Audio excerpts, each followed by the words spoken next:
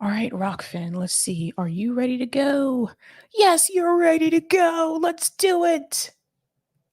All right, Rockfin.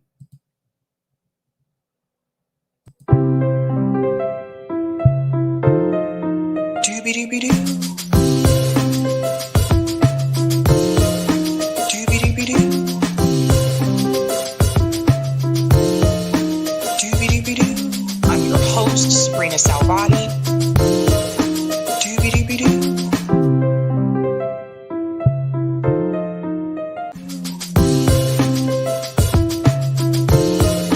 Doobie-doobie-doo. Doobie-doobie-doo. I'm your host, sabrinasalvati. Doobie-doobie-doo.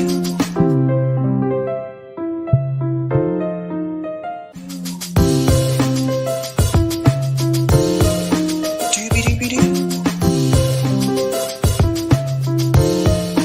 Doobie-doobie-doo.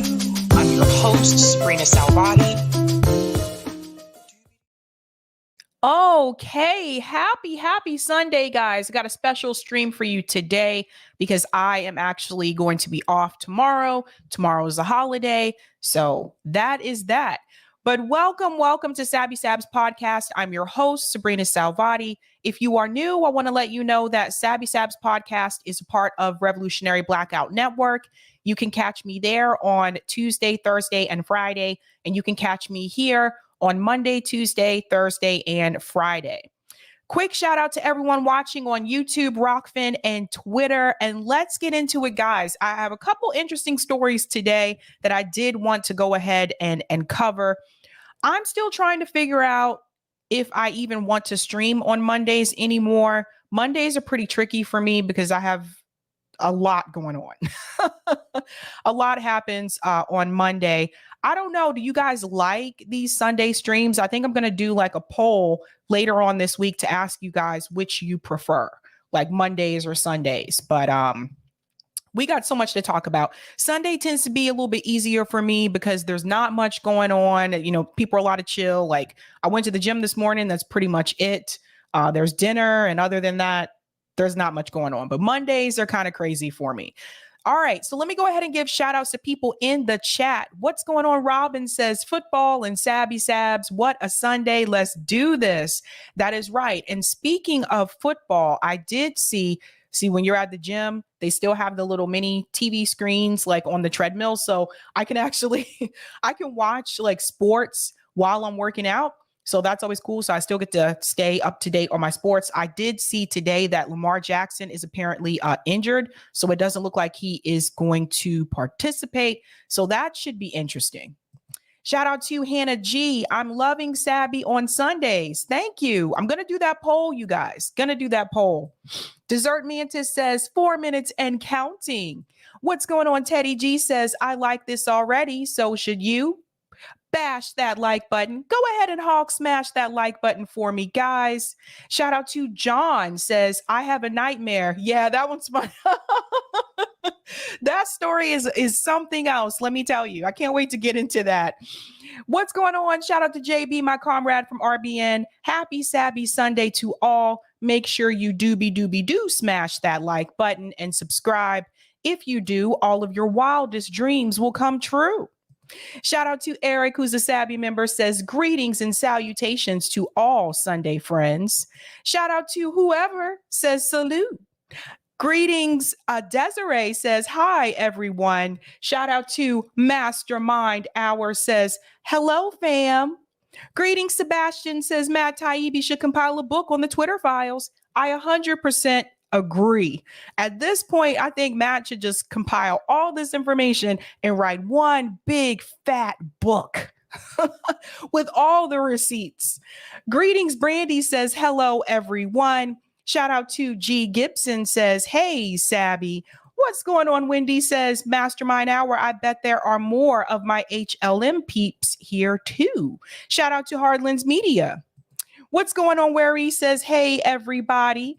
Greetings. Nika says, hi, Sabby. Shout out to Bad Cookies. This picture kills me, man. This picture does something to me.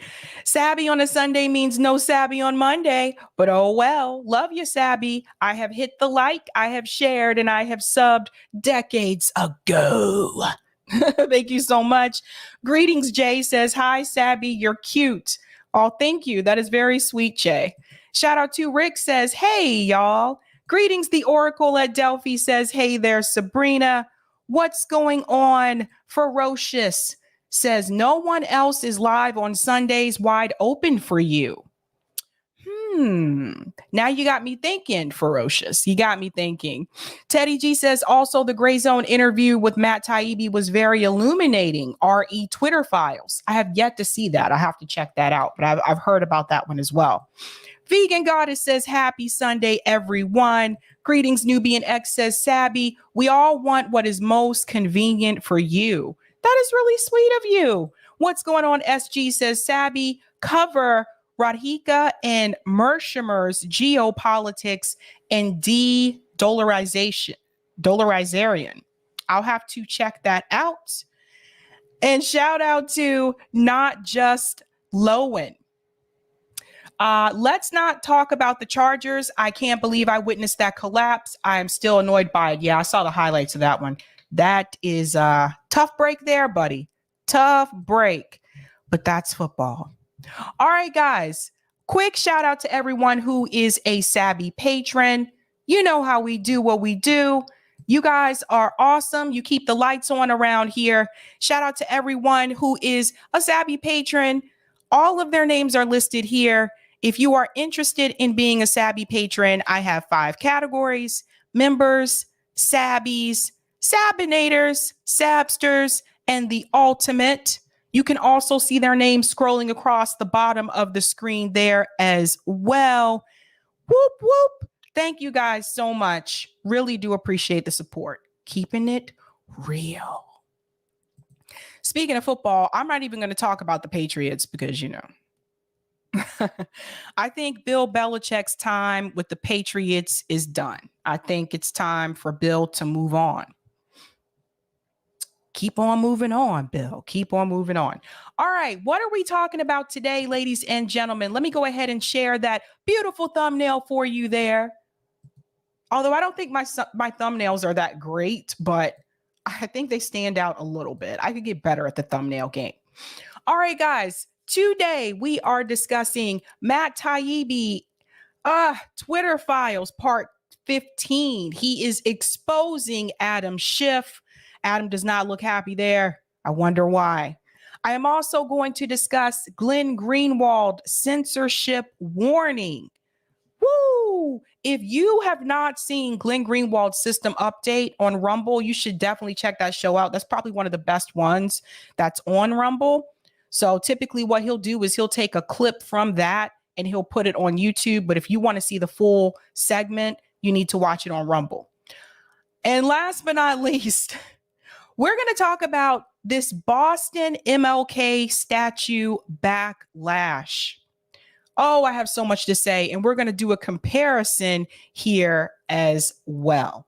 All right, so let's go ahead and get into it. That is right, bad cookies. Sabby has fired Bill Belichick. Good luck, Bill. GM Sabby wants you to bring her playbook to her office. Yes, bring the playbook, Bill. Give me the book. All right. Desert says Sabby needs to fire Kraft. Both of them gotta go. All right, let's go ahead and get into our first story. We're going to talk about this statue that was unveiled in Boston. I think this was like 2 days ago. So for those who are not aware, there is a new statue on Boston Common. This statue is supposed to represent Dr. Martin Luther King Jr. and his wife, Coretta Scott King. Unfortunately, when most people look at the statue, they have no idea what the hell they're looking at. So we're going to go ahead and get into that. Now, let me start off with the tweet that I posted here because I tweeted about this. And I said, gee, I know the design came from a photo of MLK and Coretta hugging each other. But why not have a sculpture of their faces instead? We see Paul Revere's face in 2 locations, yet for MLK, we get arms. I live here, and I'm honestly disappointed. Boston. Now, let me show you what I am referring to. So this post, this was tweeted by Amaka Ubaka. She is a local reporter here in Boston. So she posted the unveiling and she said, breaking, the bronze sculpture called The Embrace, honoring Martin Luther King Jr. and Coretta Scott King, has been unveiled on the Boston Common. Let's take a look at the unveiling here, ladies and gentlemen. I mean, I really thought this was going to be something, but it turned out to be one big confusion. Here we go.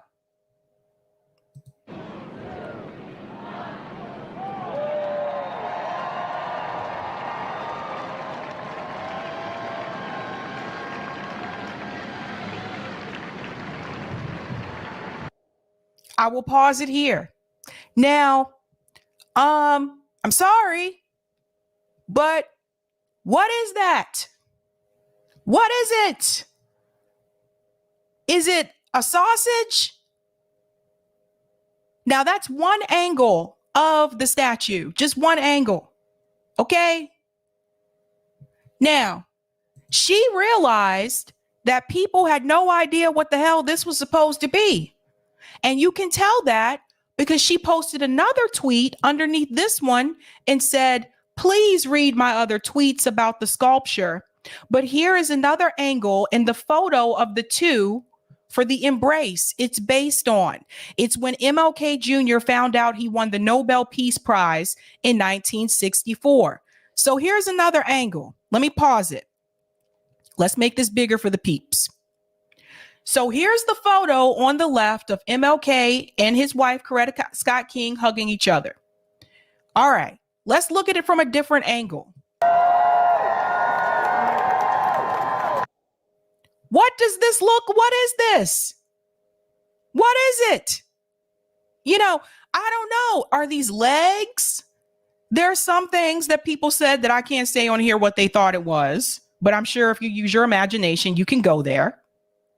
But you shouldn't have to guess what it is. And I think this is the problem that a lot of people have. For one, the fact that she had to post the picture so you know what it is. When you're looking at the sculpture, does that say MLK to you? Does that say civil rights movement? Does that say Coretta Scott King? No. If you don't have the picture next to the statue, you don't even know what this is. That's the problem, ladies and gentlemen. Now, if you look at the comments, geez Louise. Let's get into the comments. This gentleman here, Aaron James Butler, says it looks like a turd. Sorry, you couldn't find a real artist. Vince said, did a blind guy create this mess? Rachel, unless you've seen that picture, you would not understand. It's an awful selection to memorialize the 2 of them, period. By the way, the backlash is coming from Black people and white people. Just to make that very clear. I'm not even going to say what this one is, but you get the point. People are confused. Don said, couldn't they afford the whole thing? The great U.S. treasure hunt said this is worse than the portrait where Obama is fading into the ivy. Really embarrassing. Valeria says, I remember when MLK had a face. See, Sipo says, I saw something entirely different. I'm ashamed. And this is, you go through the comments. This is what you see. This is what you see. The Crusade channel. It doesn't matter what angle you look at. This is garbage. The comments are awful. Now, we'll go back to my retweet because I added on something else here. I said the statue is whack. And depending on where you're standing, you don't know what this is. How do you leave MLK's face off the damn statue. Paul Revere has a face. W2TF. By the way, there are two Paul Revere statues in Boston. There's one in the North End neighborhood, and there's one at the Public Garden, which is also connected to the Boston Common. Both have a face. So it's just, I'll go on, because I was really livid about this. I was not having it. Let me see where else I said. People were saying the same thing too. It's awful, Sabby. What a waste. When if it had been MLK embracing Coretta, it would have been so beautiful. Let me go back because I want to show you another comment that I said here. I just got to come out of here. Toot, toot, toot, toot. Here's another comparison. Ferocious said MLK should have rode a horse. Like, this is a hot mess. Look, so I made a comparison here to the MLK statue in DC, which I have seen in person. Now, some people complain, well, that statue isn't great either. It has his face, though. Do you see the difference? I said, big difference here. DC statue versus Boston statue. And this is the picture that you see on the thumbnail. It says, I have a dream. And there's the MLK statue in DC. And then if you come down to the bottom left, it says, I have a nightmare. And then you see the Boston statue. And so this is what I'm saying. It doesn't matter what angle you are looking at this statue from. Right here, it looks like a big fat, you know what I'm about to say. It looks like someone's hands are holding a big fat schlong. So many people have said this. What is this supposed to be? You shouldn't even have to guess. You shouldn't have to ask. That's the problem. So this gentleman here told me, or this woman told me, Lori said the artist doesn't do faces. Hands are his thing. Well, I said the city should have hired a different artist. What is it? What is it? Now let's go back because I posted, there was something else I put here too. I think I even commented on the one that Amaka Ubaka had because I was like, what is this? Or maybe that was the only one I did. And I'm not an artist by any means necessary. And I appreciate art. But I feel like when you're trying to represent someone, MLK, let me tell you, you need to make it so that people know that it's supposed to be MLK. And this goes to a longer list of things. It's not even just about the statue. It's other things that go along with it when you think about some of the racial issues that we've had here in Boston. The fact how Black people are pretty much marginalized in the city or considered secondary in the city. And it's just, to me, you have to understand what MLK means to the city of Boston. MLK went to Boston University, for people who don't know. He studied here. If you go to BU, right outside of the theology school, they have a picture. They have one of those columns that says Boston University, and it has a picture of MLK, and it talks about the time that he spent at Boston University. So it's just, no.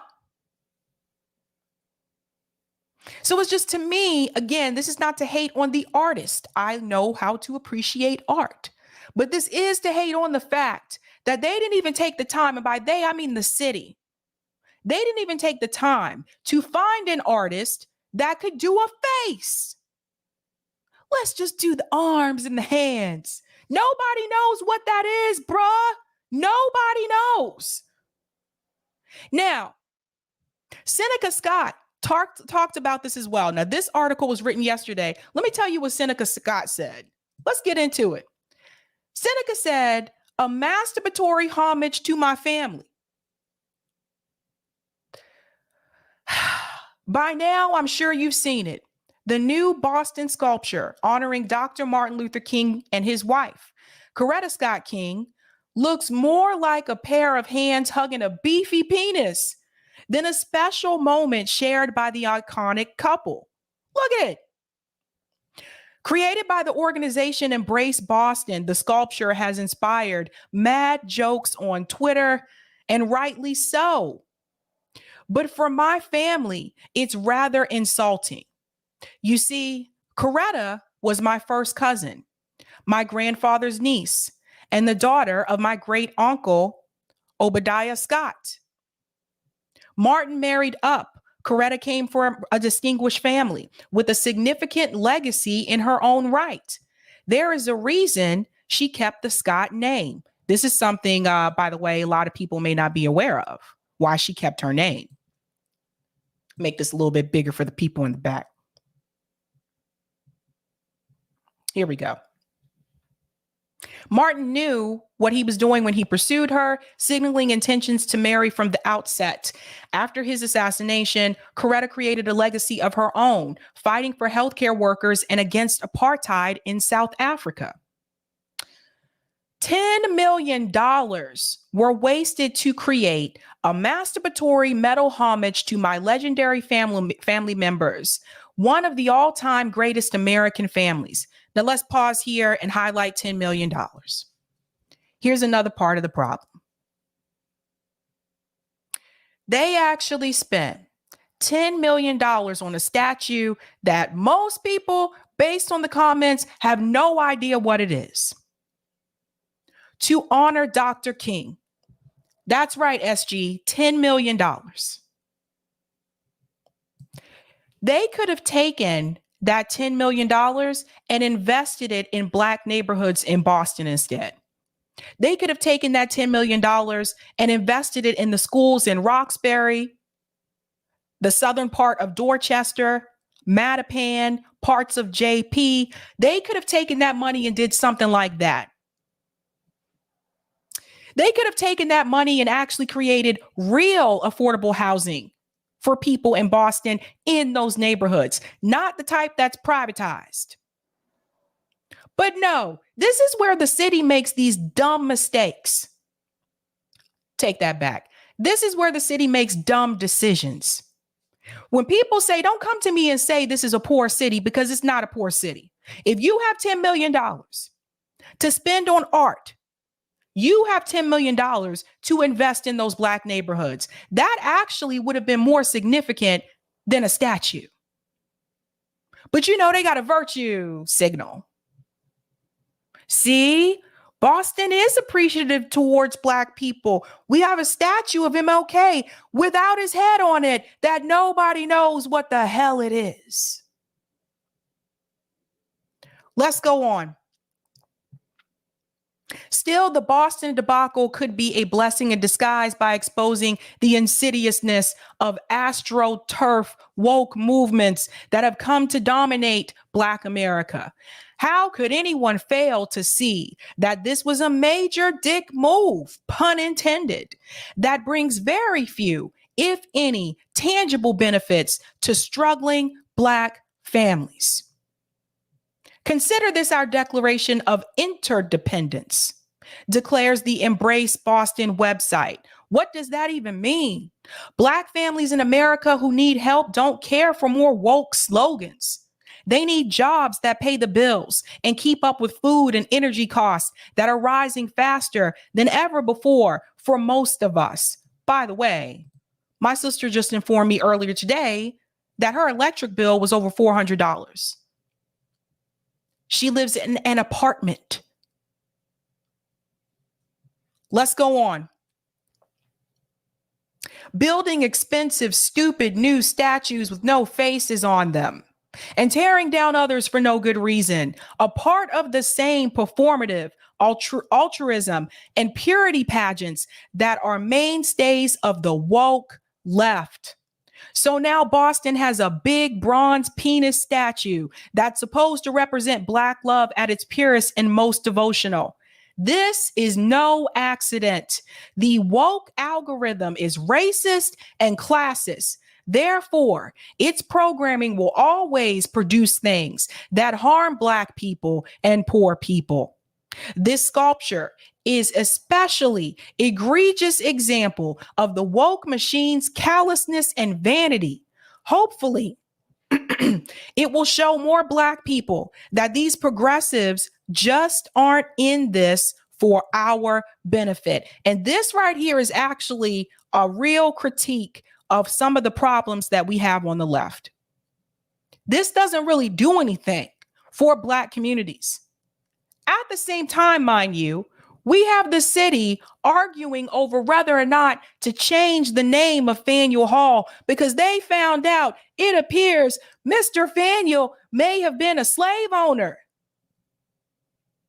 They're arguing over things like that instead of saying, let's try to find ways to help Black people in these neighborhoods. Let's fix those schools in Roxbury and Dorchester so the kids don't have to hope and pray that they get a part of the educational lottery so that they can get on a bus and go to Newton and go to the good schools.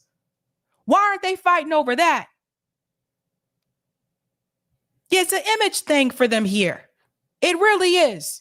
So you found out Faneuil may have been a slave owner. Welcome to America. How does changing the name of Faneuil Hall improve things for Black communities in Boston? It does not. So you can walk by Faneuil Hall and you can see a different name if they decide to choose to change it. But when you get back on the T, when you get back on that bus and you go back to your neighborhood, the things remain the same. This is the virtue signaling that they do to Black people in this city and in other cities. Tomorrow is MLK Day. And tomorrow you're going to hear a lot of speeches on TV. Some from celebrities, some from reporters, some from scholars. They say the same things all the time, every year. There will be public programming about MLK tomorrow, how we should honor his dream and his vision and how far this country has come. But what you will not see is those same people fighting for and pushing for changes and improvements in Black communities to make their lives better.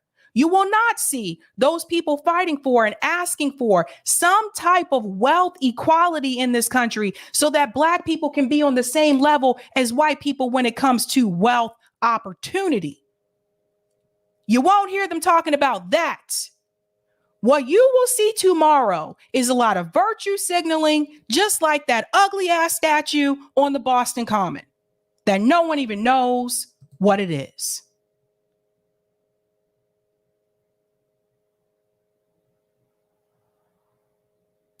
Yes, DC has the statue too. But at least when you go to DC, you know what you're looking at. I'm going to go to some of the comments here in the chat.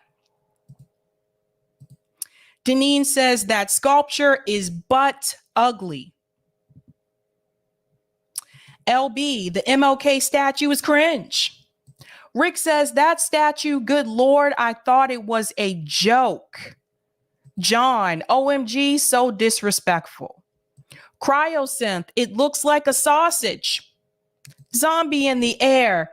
LMAO, I see what you mean now, Sabby. M. Smith, it's ugly, I'm sorry.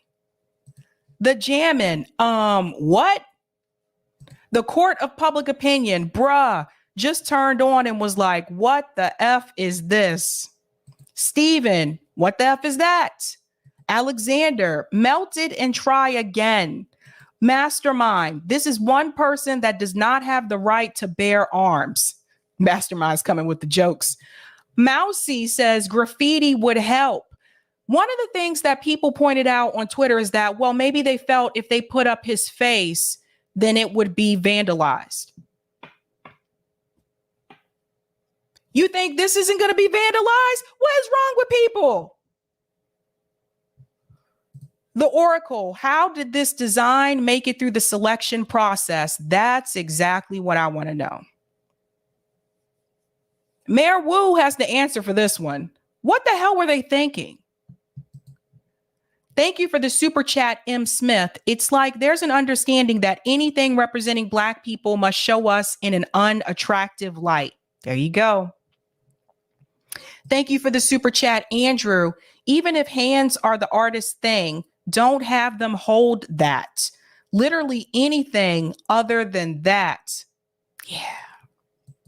The Oracle says, of course, this nation would have a problem depicting the gentle affection between its one certain prophet and his wife. Deneen, you know they're not going to do that. Empty symbolism only for us.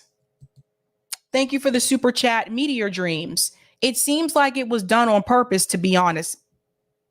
Thank you for the super chat, Miss. That statue's meant to demoralize.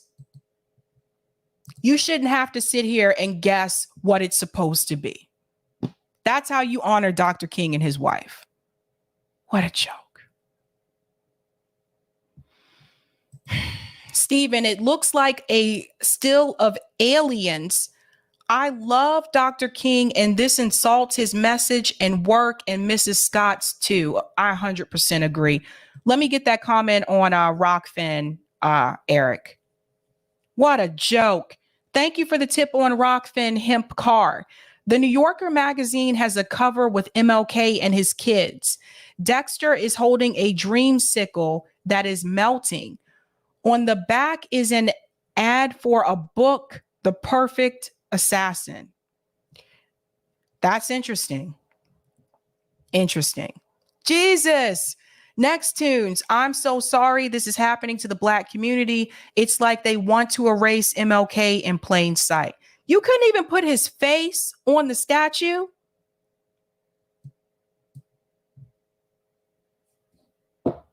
There has been a problem for a while in Boston where it's like I said, Black people are marginalized here. Black culture has been slowly erased over the years because of gentrification. And then when there's opportunities to highlight it, this is what they do. You can go to the North End, which was once the Italian neighborhood in Boston. You can go to the North End and you can see a statue of Tony. I believe his last name is Marciano.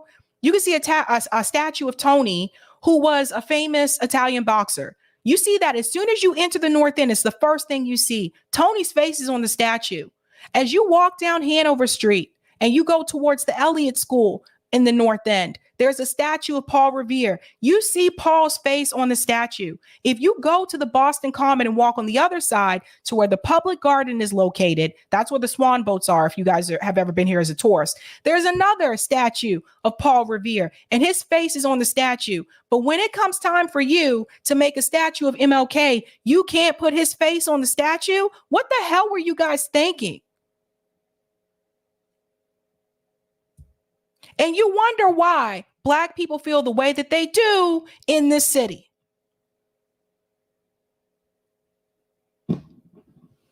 That's my take on that. All right, we're going to move on to our second story. If you couldn't tell, I was a little bit livid about that. Little bit livid. Okay. Moving on to something completely different. We're going to go into censorship. Now, Glenn Greenwald has put out an alert, and I think we all need to be paying attention to this. You guys know how I feel about censorship. And go ahead and smash that like button for me if you haven't had a chance to do so. That helps me out with the algo. Here we go. So Glenn Greenwald tweeted this, and I did a little bit of digging here to find out more information. So Glenn said, breaking, the censorship regime in Brazil is growing rapidly, virtually daily now. We just obtained a censorship order that is genuinely shocking, directing multiple social media platforms to immediately remove numerous prominent politicians and commentators. Let's go on. I can't overstate how shocking and dangerous this new censorship order is. It's from the same judge that even the New York Times had been warning about as authoritarian, Alexandre de Moraes.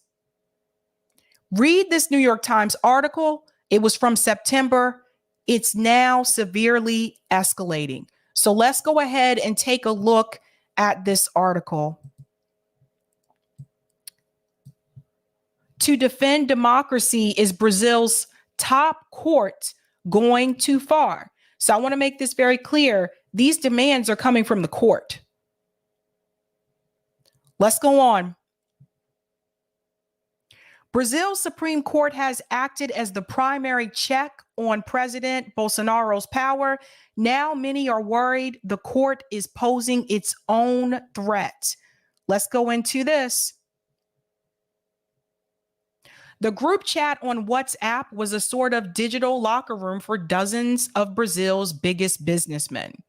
There was a shopping mall tycoon, a surfwear founder, and Brazil's big box store billionaire. They complained about inflation, sent memes, and sometimes shared inflammatory opinions. Let's go down here. Given Brazil's history with dictators and the widespread fears that President Bolsonaro will refuse to accept an election loss, it was a worrisome comment. They're referring to the comment that was made here earlier about the return of a workers' party. But what followed was perhaps even more alarming for the world's fourth largest democracy. Federal agents raided the homes of 8 of the businessmen. The authorities froze their bank accounts, subpoenaed their financial phone and digital records, and told social networks to suspend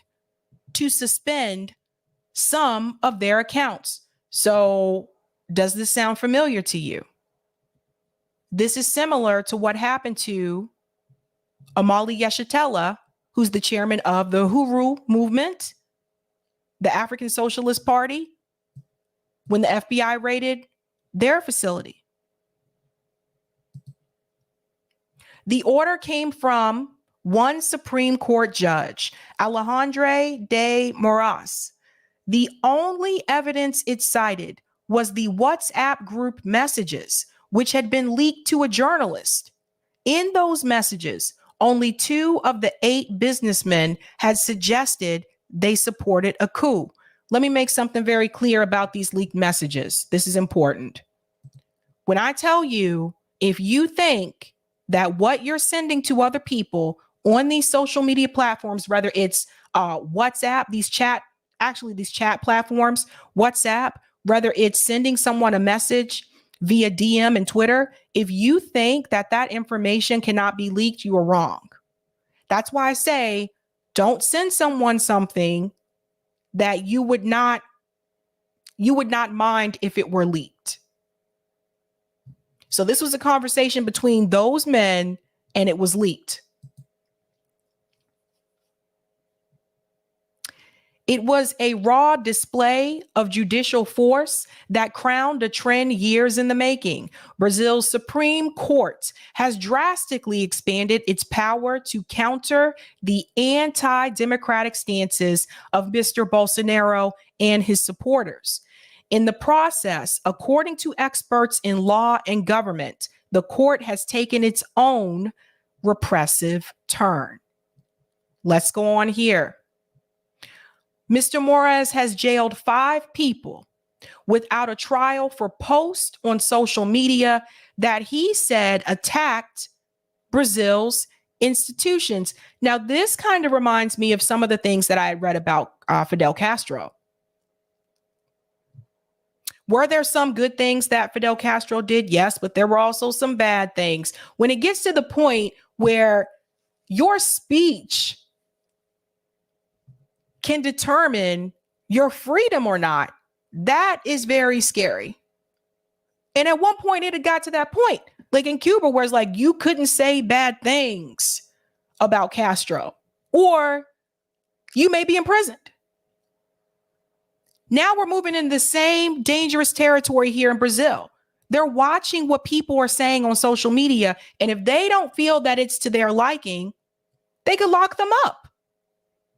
He has also ordered social networks to remove thousands of posts and videos with little room for appeal.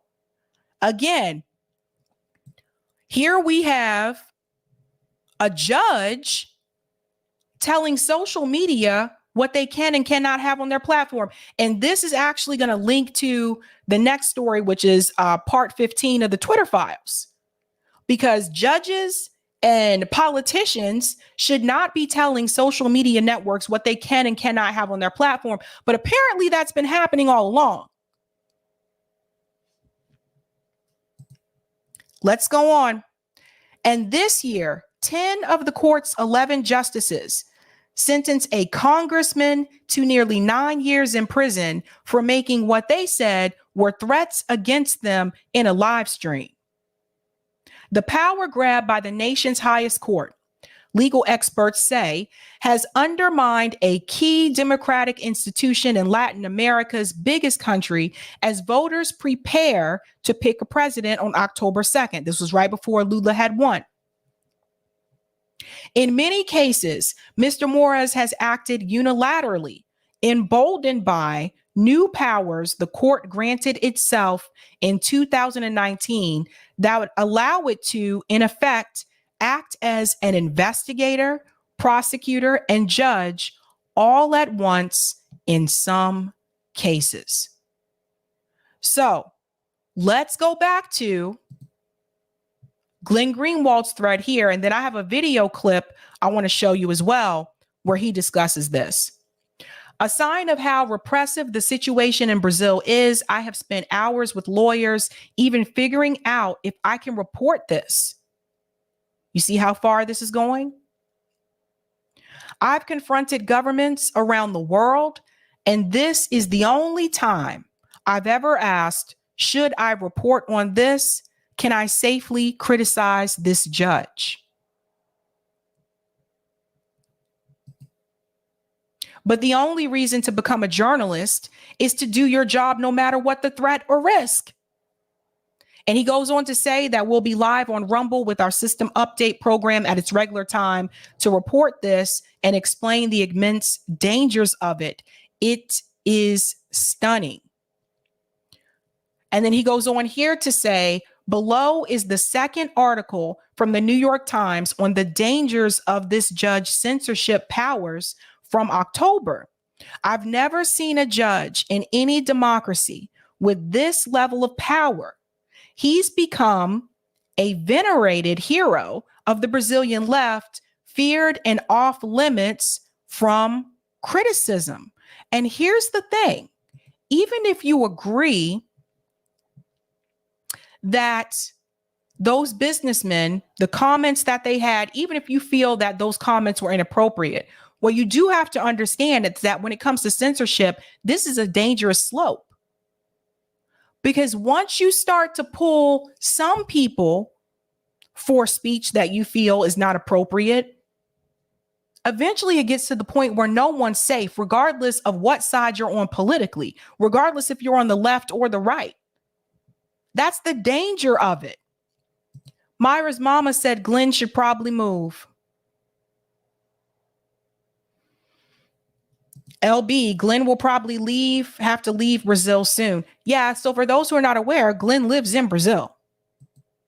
So, of course, this is going to be a huge concern to him. Now, I want to go to this clip that Glenn has, and then I'll look at the timestamp to see if I have time to go to that other article there. But Glenn did talk about this on System Update. I want you to hear what he has to say. This is very worrisome. And even though that's happening in Brazil and you may not live in Brazil, it can happen in other countries too. Sometimes all it takes is for one country to set that precedent. Let's go on. Let's hear what Glenn had to say about this on System Update.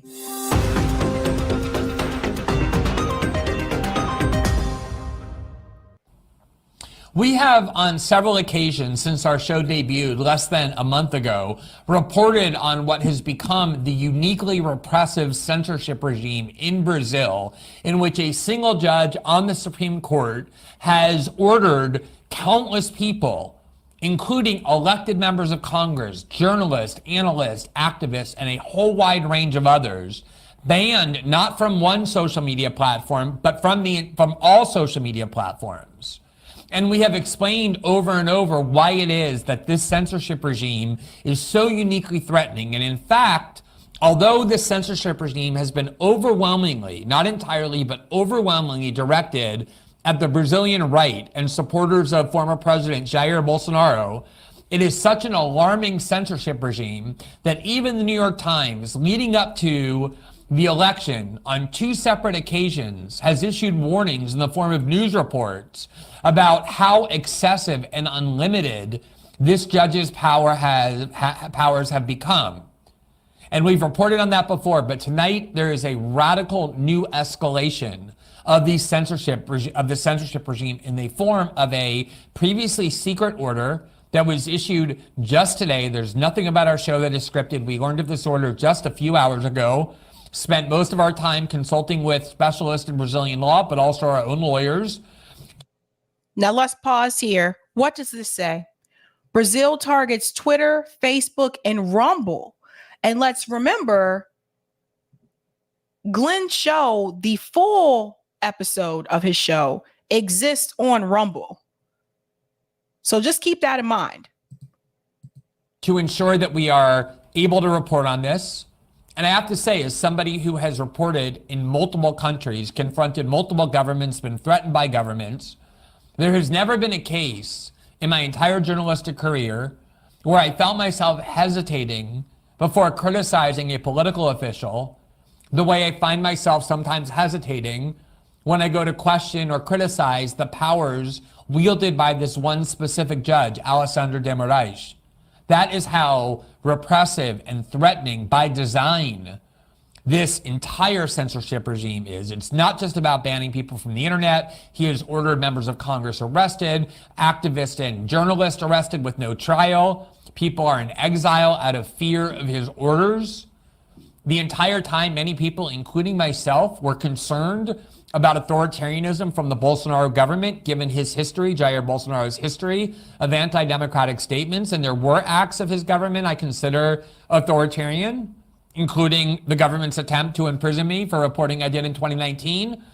But just as happened in the United States, where institutions of power united in the name of stopping Donald Trump and concluded that everything and anything they do, no matter how authoritarian, is justified in the name of stopping Trump, Brazilian institutions, establishment institutions, have done the same in the name of stopping not just Bolsonaro, but the Bolsonaro movement, to the point where all kinds of censorship and imprisonment without due process and searches and seizures of people's homes are being done without even the pretense of due process.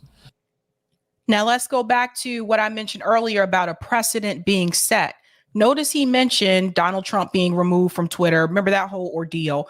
Well, that could have been the precedent. That could have been that idea that, look, dude's got to go. He's saying dangerous things. Someone make the call. We're just going to go ahead and pull him from Twitter. And whether you like Donald Trump or not, looking back on it, that kind of set a precedent because other people were removed after that. And it's been, obviously, we've talked about the censorship on Twitter multiple times and Facebook, although I think most of you have told me you're not really as active on Facebook anymore. But that in itself could set a precedent. We need to remove that type of rhetoric. We need to remove that person. So then you have another country like Brazil that can come in and say, oh, the United States did that, huh? Well, hell, maybe we should start removing some of the people that we think are using rhetoric that we find to be offensive or goes against the political administration at hand. Or it's an ideology that we do not find to be ourselves to be fond of. We should start removing people too. And this can spread. Now, I'm not saying necessarily that that's where they got the idea from, but I think that particular incident did set a precedent, because if you can remove the president of the United States from social media, who else can you not remove? So that was huge. Let's go on. So let's get to this new order tonight. I will show you exactly what it says. We don't want to show you the hard copy of the order because oftentimes if you do that, it can reveal who the source is that provided it to you. And since the judge not only issued a repressive order, but within it ordered the targets of this order to keep secret what it was that he ordered them to do and gave them 2 hours to comply, we want to make sure to protect our sources. But as a journalist, I feel I have the right. But my lawyers made clear it's not entirely 100% clear that I have it. I'm nonetheless taking it to report this and publicize this order, notwithstanding his demand that it be maintained in secrecy. I'm not a party to this order. He hasn't ordered journalists to do so, only these social media platforms. So I want to protect our source. We've translated the order from Portuguese, where it was obviously issued, into English, and I'm now about to show it to you in its full and complete form.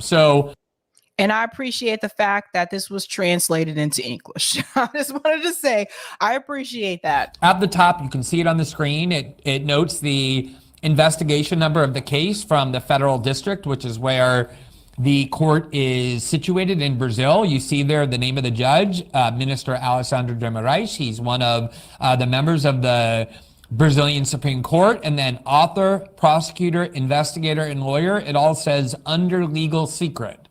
So not even the names of the people who brought this action, who are the lawyers involved. Everything is completely secret upon his order, including the contents of the order itself. Now, right. So if you look up here, author, prosecutor, investigator, lawyer, it all says under legal secret. So that information is not being revealed. And then you come down here when it says to the companies. Now it does list the companies: Facebook, Rumble, Telegram. Damn, they going after Telegram. I missed that part earlier. Sorry, I missed that part about the Telegram. I'm surprised by that one. See, people, let me say something really quick. For people who tell me, guys, let's get off of Twitter and go to Telegram, I just want to let you know, Telegram isn't necessarily safe either. I think we need like a totally different platform, something that is, Eric's in the chat. Eric knows the technology terms for this. But Eric had explained this to me before. We need something that is not, I don't know. Eric can explain it in the chat. But anyway, Telegram, TikTok, Twitter, and YouTube. By the way, TikTok, if you want to get kicked off a platform, TikTok, it's very easy to get kicked off of TikTok. Very easy. They don't play over there. A lot of the things we say here on YouTube and even on Twitter, you can't say on TikTok. I'm just saying. What's that, Eric? Open source. That's what it is. Eric has said this multiple times. We need something that is open source. So you can't really rely on Telegram either. That's right, LB. They put them on the list. Okay, so Facebook, Rumble, Telegram, TikTok, Twitter, and YouTube. Let's go on. It's addressed to 6 different companies. Facebook, and specifically Facebook's company that is Brazilian in nature that operates Facebook in Brazil. That's number 1. Number 2, Rumble, which is the platform on which this show is aired and is currently airing exclusively. The third is Telegram, which is the service that is designed to ensure not only anonymity, but also to protect people's free speech rights from the attempt by authoritarian governments and authoritarian censors to silence them. The fourth is TikTok. The fifth is Twitter. And the sixth is YouTube. So 6 different companies, none of which is Brazilian other than the Brazilian version of Facebook. These are all foreign social media companies. And at least in the case of Rumble, Rumble has no ties to Brazil at all. It has no office in Brazil. Yep.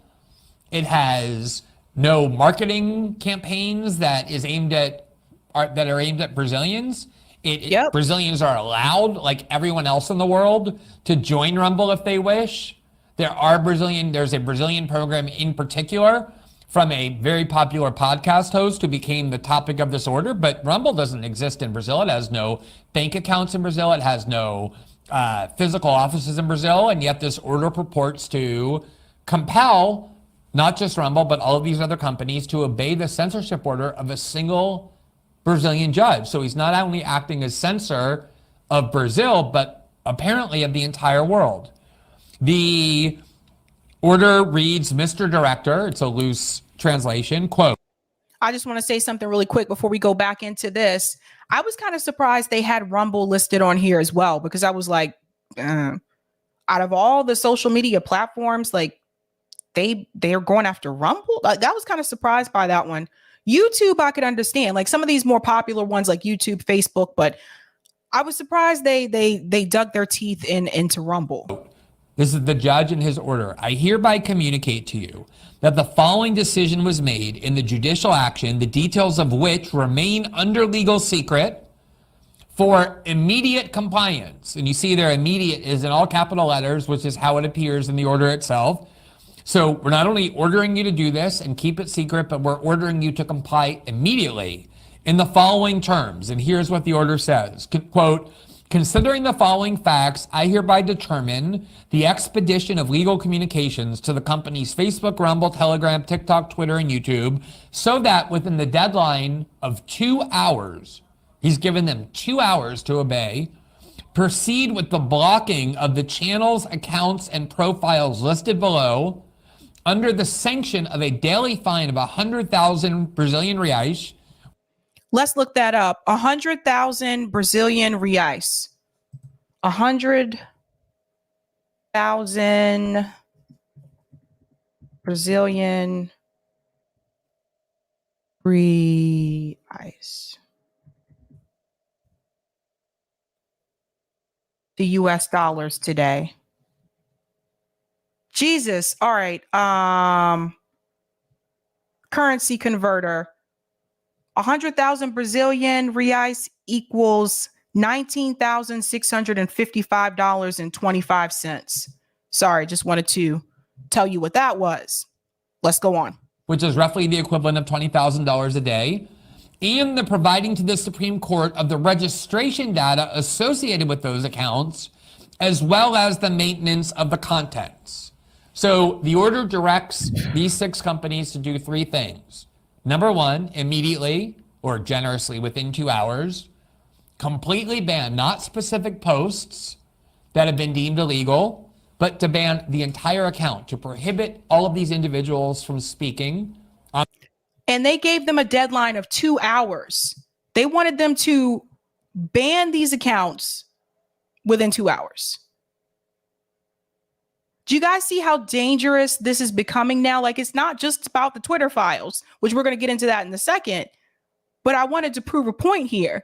The fact that you have people like judges, politicians, the FBI, the CIA, telling social media companies who to remove. We are living in an authoritarian state. A lot of people just don't see it.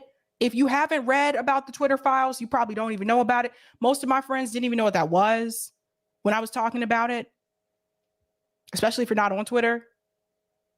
But this is very concerning, and all of you should be worried. I feel like we're going backwards in this country. Like, we're not going forward, we're going backwards. Let's go on. On these platforms, whether or not they have violated the platform's rules themselves. That's the first command. Immediately ban all of these individuals from being able to speak on your platform, whether you want to or not. Number 2, provide to us all of the data associated with these accounts. Whatever information they provided to you, their address, their telephone number, their legal name, everything about them, we demand that you turn over to us. And then their legal name. Hold on, let me move this back. He said their legal name to turn over their. This is scary. Telephone number, their legal name, everything about them, we demand that you turn over to us. And then number 3, we require you to preserve the content of all of these accounts. Do you guys understand how scary that is? To turn over people's legal names and their phone numbers? For what? DC said nowhere is safe. Exactly. Keep them, not allow them to be deleted. Even if the people want them deleted, you are required to preserve them all. And then, of course, embedded in that is a 4th command, which is you may think this is really repressive. You may disagree vehemently with the order we're giving you, but you are nonetheless prohibited from disclosing publicly what we've demanded you to do. So presumably, if they obey the order and remove all of these people, some of whom are elected members of Congress in Brazil, others of whom are journalists and commentators and activists, if those people come and say, why did you just destroy my livelihood? Why did you just take down my page? Presumably, they're not allowed to say it's because we were ordered to by Judge de Moraes. They're required to maintain complete secrecy about the censorship order itself. Glenn might have to move. Like, just like when I first saw this, I was like,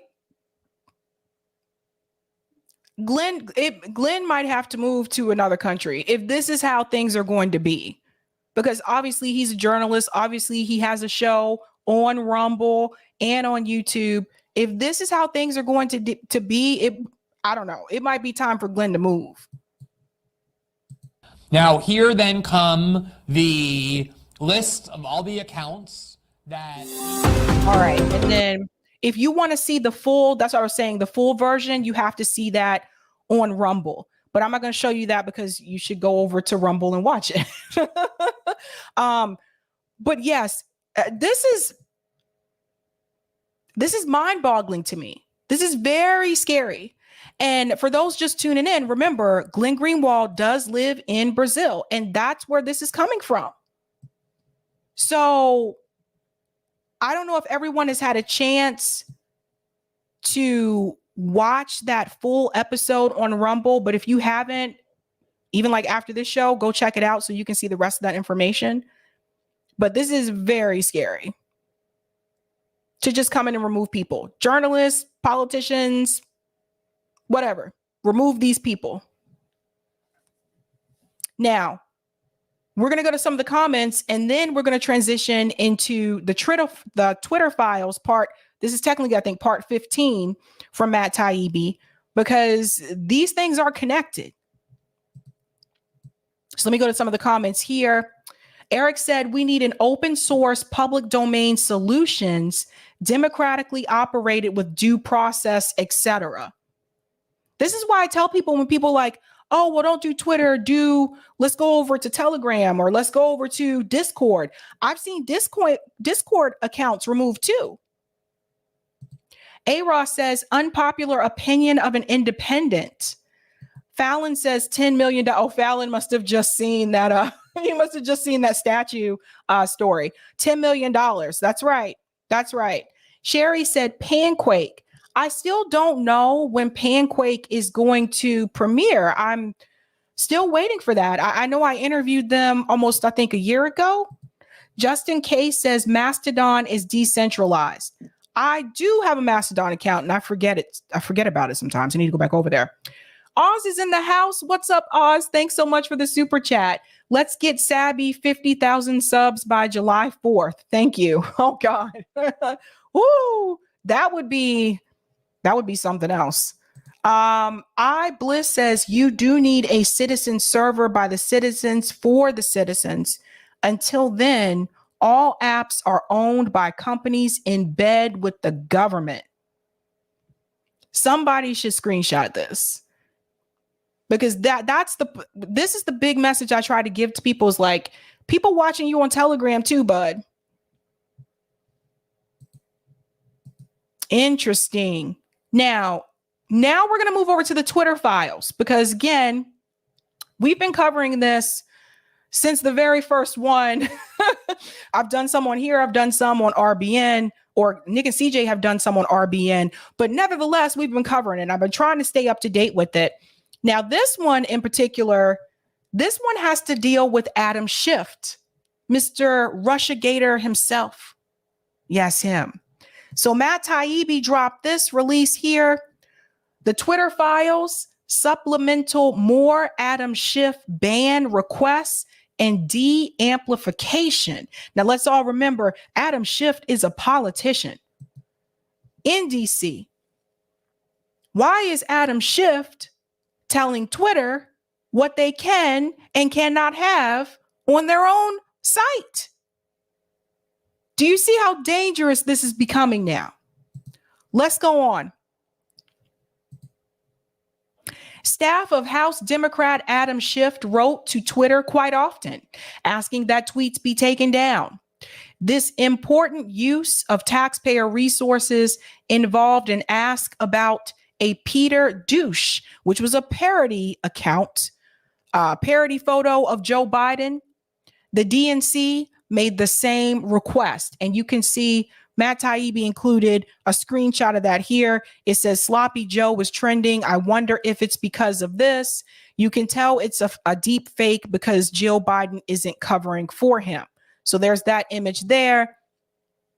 And then he has another screenshot here that says, has the email included here that says the DNC reached out this morning about a different tweet with the same image, but different textual context. You see what's happening here? Let me go on.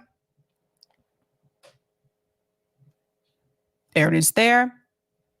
The real issue was that Donald Trump retweeted the Biden pic. To its credit, Twitter refused to remove it, with Trust and Safety Chief Yoel Roth saying it had obvious humorous intent. And any reasonable observer, apparently not a Schiff staffer, could see it was doctored. And here's an example of a screenshot here where there's an email again from Yoel Roth where he says this is pretty clearly edited, GIF created with humorous intent. Any reasonable observer could identify that it's doctored. And he goes on to say that here. So here was something that was obviously, it wasn't meant to be serious. Like anyone can tell that. But still, nevertheless, the DNC wanted it to be removed. Let's go on. Schiff staffer Jeff Lowenstein didn't give up, claiming there was a slippery slope concern here. Now, here's a screenshot of that email from Jeff. Jeff goes on to say, we're prepared to accept that it doesn't fall under the policy given, but there's a slippery slope. This is very tiny writing, excuse me.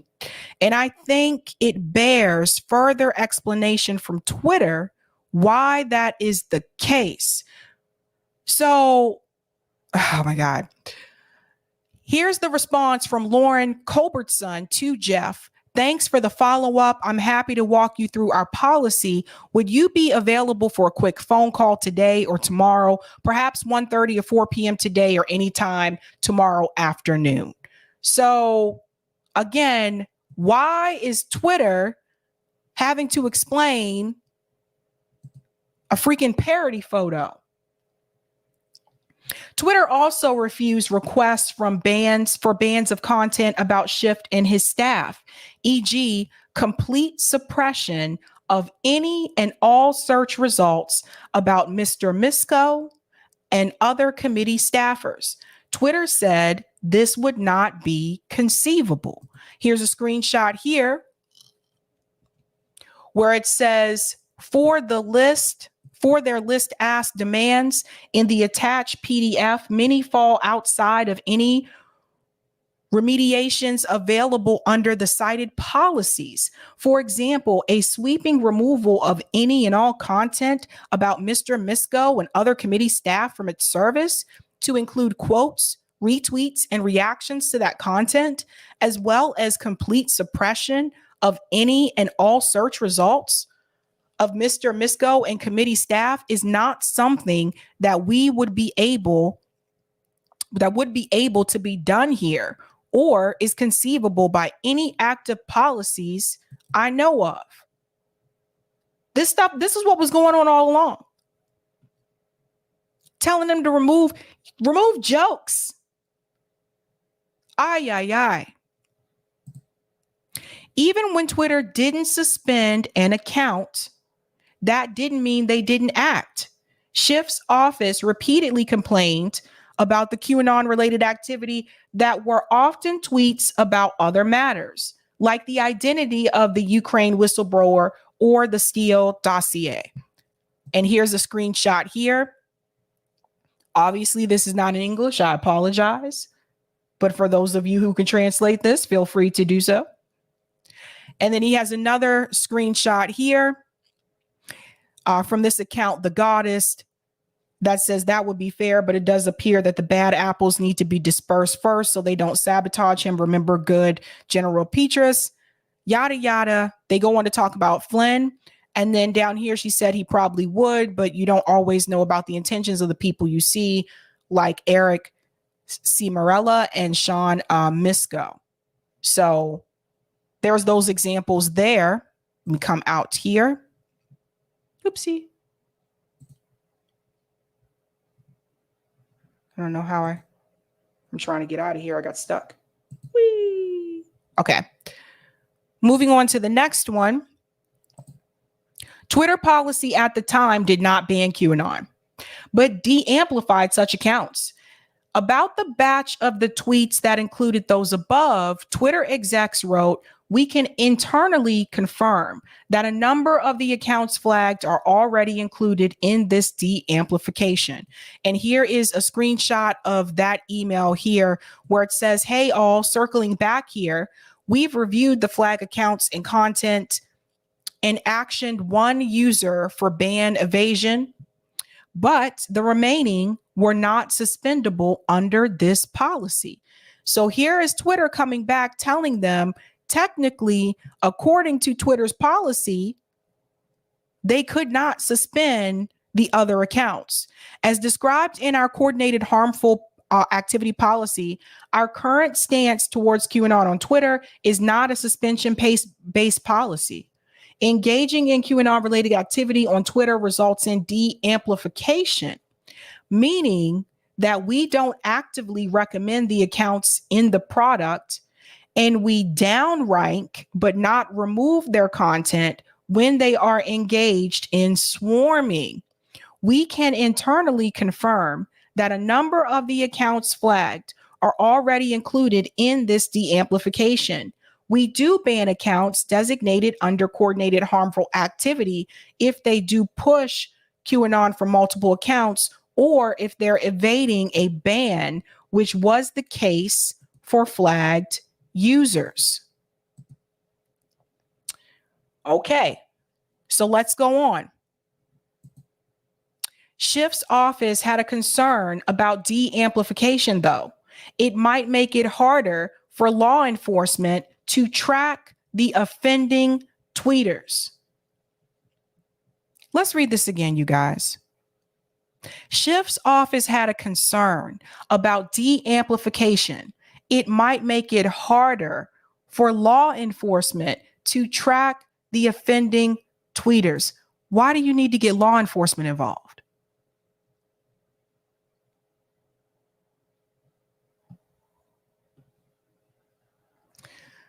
Whew. Boy, I tell you, we appreciate greatly. So he goes on to say, we are curious whether any de-amplification measures implemented by Twitter's enforcement team, which we appreciate greatly, could impede the ability of law enforcement to search Twitter for potential threats about Misko and other HPSCI staff. I don't really think it was necessarily about the threats per se. I really don't. I think that like this was just another reason to try to involve the police state to silence people. Like this is just ridiculous. So there's a screenshot here. I'm not going to go into all of this, but it talks about an alias for reporting problematic tweets. And it says that Lauren mentioned creating an alias to which we could flag content of concern for potentially quicker review response. We'd love to take you up on that kind of offer. Additional scrutiny of accounts of concern. We would appreciate it if you would please consider additional scrutiny of 2 accounts, as social media scans by U.S. Capitol Police indicated a direct correlation between these 2 accounts tweeting about Misko and and subsequent harassment and threats targeting Misko. So there's a comment here where it says at Greg Rubini, this account has added 20,000 followers in the past month and currently has approximately 160,000 followers. Now that's according to the public reports. It's a well-known and long-established QAnon account. So that's one example of an account they were asking to target.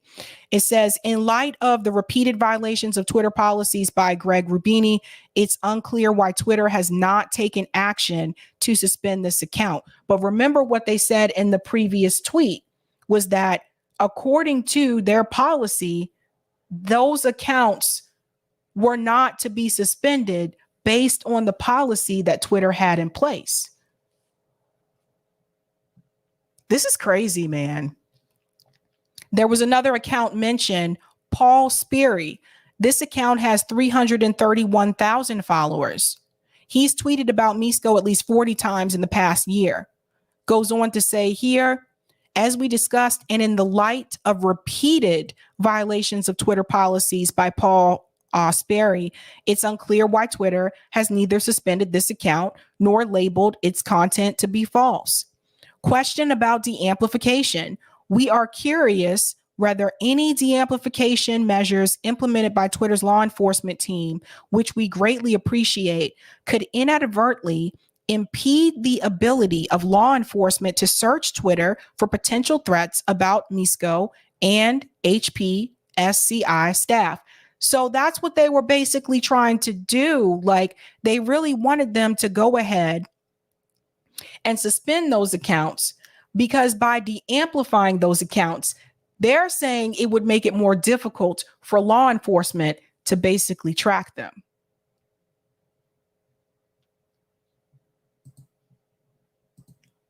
Let's go on. Final note here from Matt Taibbi. For more, watch Schellenberger MD, Barry Weiss, LH Fang, I think that's Lee Fang, David Zwig, and of course, Alex Beringson and others. Oh, and others. So more people are going to be added to this. Twitter had no editorial input. Searches were carried out by third parties, so the documents could be limited.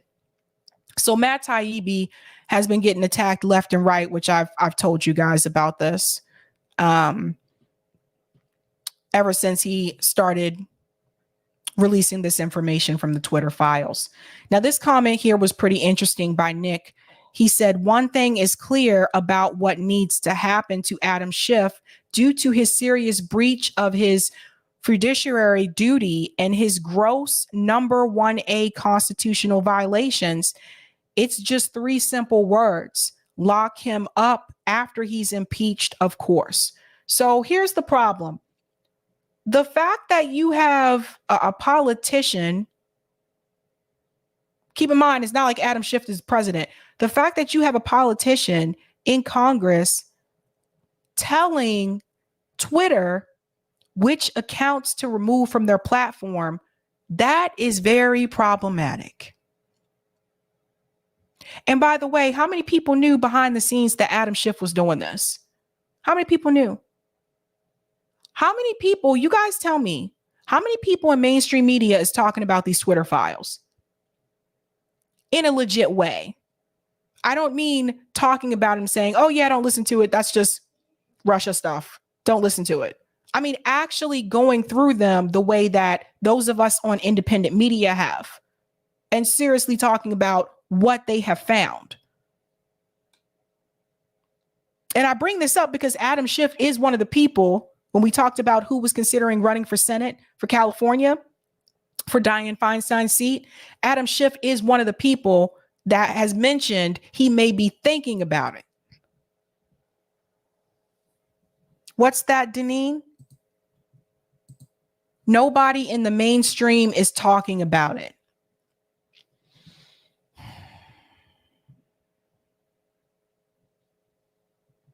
I'm checking to see if anyone else mentioned the same thing. Let me see. Space Baby said, I had no idea, Sabby, but I'm not shocked. Zombie, which shows they're all in on it. There you go. Whoever said my mom watches MSM and she hadn't even heard of it. This is what I figured. This is exactly what I figured. Now, when you connect this to the Glenn Greenwald story that we just talked about, it has become more and more apparent that we are starting to live in an authoritarian state. But I wonder, is anything going to be said to Adam Schiff? Probably not. With all of the information that's come out from the Twitter files so far, I agree. I think this should be one big fat book. I think this should be a book. Hell, documentary maybe. Do what you need to do. But I want more people to know about this information because, like you guys just told me, not many people talking about this on mainstream media. So a lot of people probably still, especially if you don't have a Twitter account, a lot of people probably still don't know what is happening here. Instead, mainstream media is they're too busy. The MSNBC article I read for you Friday, they're too busy trying to smear Matt Taibbi since these Twitter files came out. Oh, how convenient. I'm waiting to see if there's going to be anything revealed in the Twitter's files about mainstream media's role. I'm waiting to see that. Bliss says, oh, I did say that part. I'm sorry. LB says the censorship is out of control. 100%. Steven says censorship by omission. And JB says, is the legacy left talking about it? I don't know. I've moved away from a lot of those people. But I will say, scary times. Definitely scary times. Demand says Adam Schiff is literally one of those NAFO trolls on Twitter, so I'm not shocked.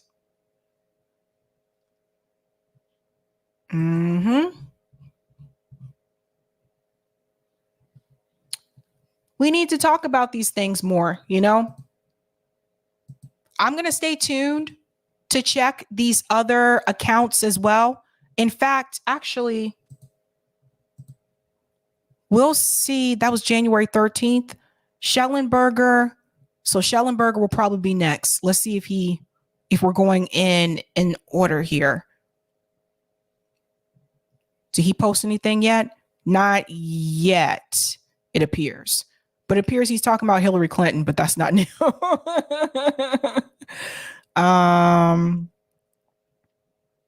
Okay. I don't see a drop from him just yet, but I will be checking. Let me go ahead and take those comments on Rockfin, Eric.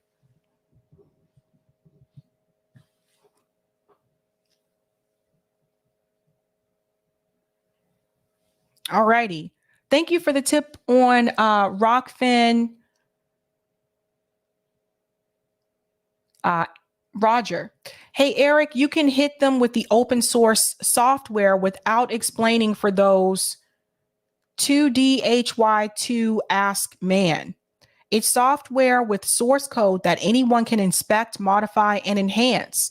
Open source products, or initiatives embrace and celebrate principles of open exchange, collaborative participation, rapid phototyping, transparency, meritocracy, and community-oriented development. Sounds like a what? Sounds like a consumer co-op. The central principle of consumer cooperatives is member control and participation. These members/owners meet periodically to establish policy and elect directors.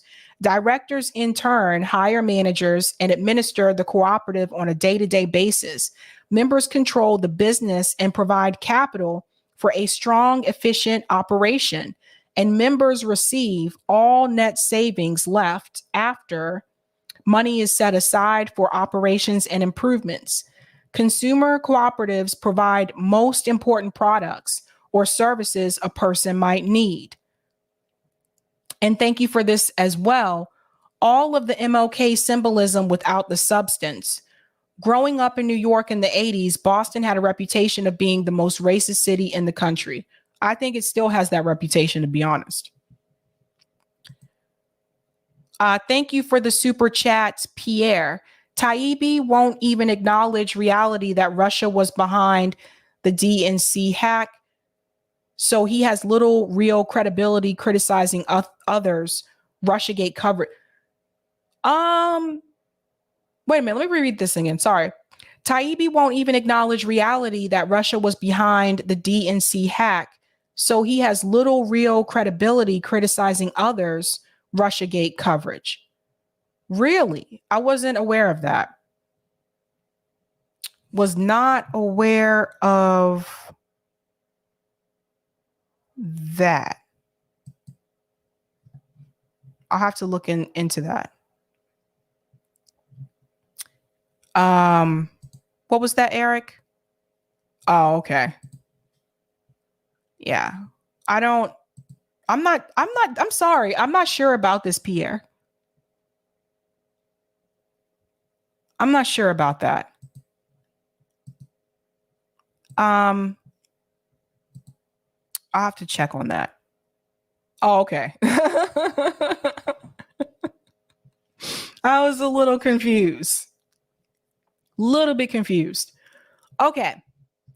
But that being said, if you have not done so, go ahead and give me a little like, hit that like button, guys. That helps me with the algorithm. And there's one other thing I want to share with you as well. You guys, I told you before, I do not rely on YouTube notifications. I just don't.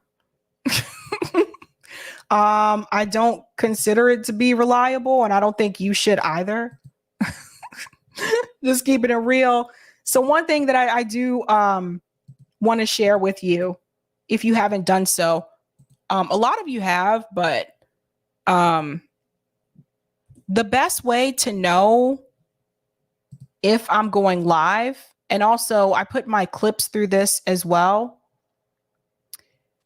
is to actually sign up for my newsletter. So if you haven't done that, I have a newsletter, Sabs live stream alerts. So this is how a lot of people know when I'm going live.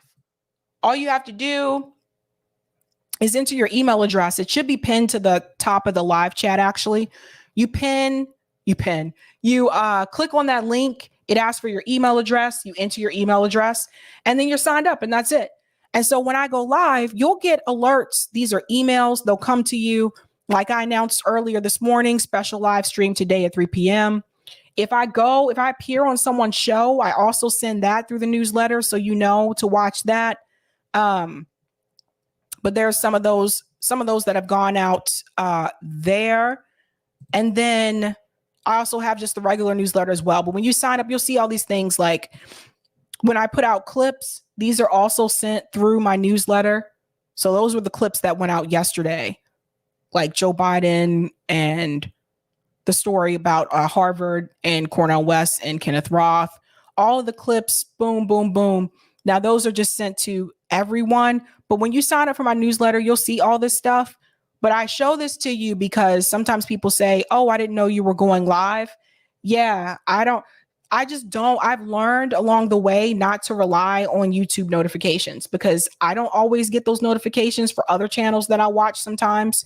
I actually got that idea from Indy Left News. He was the one who set this up for me because he was just like, yeah, you can't, you cannot rely on YouTube notifications to know when people are going live. So definitely sign up for that. That helps. We'll just do a big progress update right now. I think I'm pretty good with everything else, but I do want to tell you where we are right now. I'm trying to get better about this because CJ does this kind of thing and he's really good at this and I'm not. I'm just letting you know, but I want to give you an update at where the channel is now. So yeah, we're doing pretty good. We're coming a long way. We've come a long way, I think so. We're now at 28.3K subs. I think that was as of this morning. So if you're new, go ahead and hit that like button, guys, and also make sure that you subscribe if you're new so you can check out more stuff. I did update the homepage here. This was requested by Eric, and I think this was a good idea that interviews and news live, the live streams will always be at the top. That is where most people tend to tune in. So I'll always keep that there. But I did make a change here. I did move up this column, this row called clips. I moved that further up because people would ask me, Sabby, can you put out clips? And I was like, I am putting out the clips, but I realized people weren't seeing them because it was all the way down at the bottom. So I moved up this clip row so that you'll see this now directly under popular videos. So you'll see that. And then underneath clips, you'll see the ballot measure 2022 results for all the states as we're going through those. And then you'll see panels. So you'll see like the panel streams that I've done with other people. And then YouTube just puts this one here. I have no control over this one, unfortunately, the one that says videos. So yeah, just letting you know there is an update there. And another thing I want to show you too, if you have not seen this or if you don't follow this, is the community tab. So another thing I'll do if I'm doing a special live stream, I'm trying to get better about this too. I'll usually announce it in the community tab. So like I said this 5 hours ago, special live stream today. I'm trying to get better about announcing guests via here as well. If I'm not going to have a show, I also put that here. So you'll know these are just the helpful tips for those of you that are new. So apparently I did a special live stream last Sunday too. See, I've been doing a lot of these. I did this 3 Sundays in a row. Okay, so you guys like Sundays. I think I might have to stick to the Sunday instead of the Monday. I just realized that. I did this 3 Sundays in a row. I usually put announcements here also if I'm going to be on someone's show. I'll tell you that too in the community tab. And every now and then I might put in appearances. The Hill wasn't live when I'm on there. So when they upload the clip, I'll share that there too. So yeah, check out, all those things. I'm trying to get better with the shorts. I'm not the best at this. I only have 3. I know you guys did tell me I need to do more shorts. I hate doing these. I'm just being honest, not because they're short, but because I have no control over what the cover of the photo looks like. And it always pauses me in a weird facial expression. So that's why I don't like doing shorts. I don't know. I'm not good with that, but I'll work on that. And then also playlist. If you're just looking for a certain thing, just go to the playlist. Ballot measures, all clips are here, panels, live streams. There were certain videos I had that were only about Boston. So if you want to see Boston stuff, you can click there. These are some of the older things. And higher education. I also have a playlist for that because I did a lot of things about higher education because that's where I came from, son. So yeah, for the newbies, there you go. All right, I am heading out. I got to figure out this dinner situation. Got to do that. But guys, thanks so much for hanging out with me. I hope you like the stream. Bad Cookie says, I get your Substack notifications all the time on time. See, Substack is a little bit more reliable than the YouTube notifications. Another thing, guys, follow me on Callin if you're not there. I know some people have told me that they didn't want to download another app, and I totally get that. But that's why they added that feature to where you can actually just listen to Callin on your laptop. And I don't even know how to get to myself. Take me back to my show. Okay, there's me. So I'm doing pretty good on Callin. I'm actually really surprised. There's some big name people over there, and I'm not one of them, but I'm doing pretty well. I'm now at 1.2K subscribers. I do 2 call-in shows a week, Tuesday night and Thursday night. Sometimes we stay up pretty late on there. You guys have a lot of things to say when we come on call in. But yeah, we're killing it over there. We're doing really well. I don't know what changed, but I know when I first started, I think these call-in things, I was getting like 600 plays, fewer than that at one point, like 300. But I think as I changed my time for doing call-in and I'm telling more people about it, we're now getting like 1K at least for these plays. So we're doing the damn thing. Yes, child of God. Yes, you can call in from your laptop. Absolutely. That was a new feature that they added because they do ask for feedback sometimes. And one of the things that I told them was that some people don't want to download another app. But it's pretty cool. Like I said, it's not just me over there. There's other people's too. If you go to the homepage, at the top, it'll show you like who's live right now. Not that many people go live on Sundays. But here's something that's pretty cool. If you go to top shows, I'm actually one of the top shows. I don't know why. I don't know if I deserve this, but I'm actually one of the top shows. So you'll see on Call-In, the number one show is Bree's show, The Debrief, AM Live with Aaron Mate, Versus Media Live. I'm not familiar with them. The Steam Room, I'm not familiar with them either. I'm sorry, I'm not trying to, no shade. I just don't really know who they are. And then there's me. There's Sabby. Boo, boo, boo. Seagal Minded Conversations. Michael Tracy's here. Useful Idiots is here. Ben Burgess is one of the top shows. And then Katie Halper, Dosed with Abby and the Pang Burn. And I was actually on their show not too long ago. But yeah, I'm doing pretty well over there. Like I said, I'm really surprised. But I inched by and made it in the top 5. So yeah, hop on over to Call-In, guys. Let me make sure I put the Call-In link, or Eric, could you put the link for Call-In in the chat just so people know how to get over there? Danny, TYT on Call-In? I don't think so.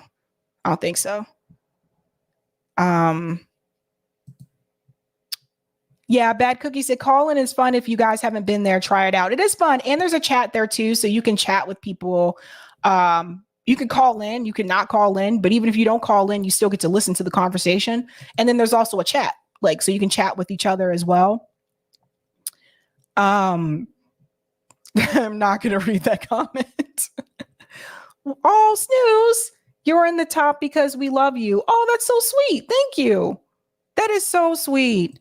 I'm a little bit more rogue on Call-In. So like I said, there's things I can say over there that I can't say on here. So you get to see a more, I don't know, a little bit more down to earth Sabby on Call-In. Steven said Call-In is great. I like hearing the good comments. Yeah, it's a pretty cool place, man. I like it. Yes, Call-In is on Android. Go to the Google Play Store and type in Call-In. And just remember, that's one word. Don't separate the N from the call. But yeah, should be fun. Should be fun. Off Rail said, some of Sabby Sab's callers are quite the nuanced, informed set, bringing a variety of views to various issues the YouTube show explored. Yeah, we got like pretty good, like the people that call in, like people have a lot to say. I will say that. People do always have a lot. And Roger always calls in. He said, I can't always read the chat since I'm driving. Yeah, it's kind of cool too, because Roger drives for Uber. So he's he's chatting while he's picking up customers. It's pretty interesting. Deneen said, Sabby unfiltered. Yes, I am not filtered over there. So you may see a different side of me over there. But yeah, keeping it real. Let's do the damn thing. Yes, Creative Experiments. Did you stop doing Call-In on YouTube? Yes, I only do it on the app. Only on the app. Because that's really what Call-In wants. They really want you to take the people from here and bring them over there, you know? So yeah, I don't know. Maybe more people will join Call-In as time goes by. Who are some of the people you guys would like to see on there? Oh, I should have did that as a poll question. Tell me in the chat, who would you like to see over at Call In that's not over there? I'm curious. I'll wait for a couple seconds. Brandy says, I like Call In. Bad Cookie said, yo, unfiltered Sabby on Call In is something else. Oh, man. Okay, some names are coming up. Danny said Jimmy Dore. Jimmy Dore is, I thought he was on Call In. No? I thought he was. I have to check. No? The Jammin said Glenn maybe. Glenn, I thought Glenn had a show on Call, or maybe that was a show with someone else. I forget. Let me see more.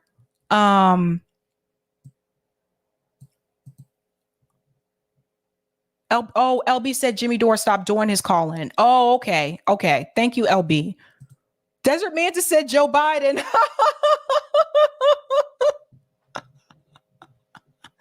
Oh my God. Thilo says status quo. I think they are on Call In. I think so.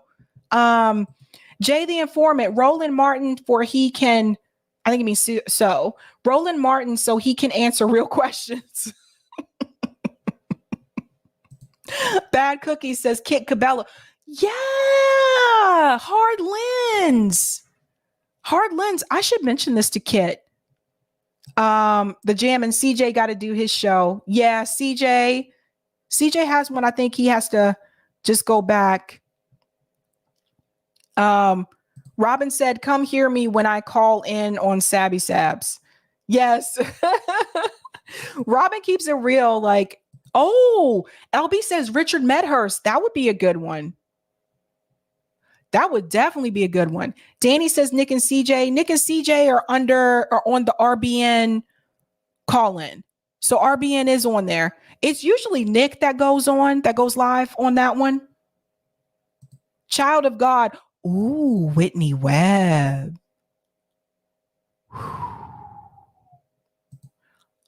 President Jesus says Glenn is busy. I can imagine.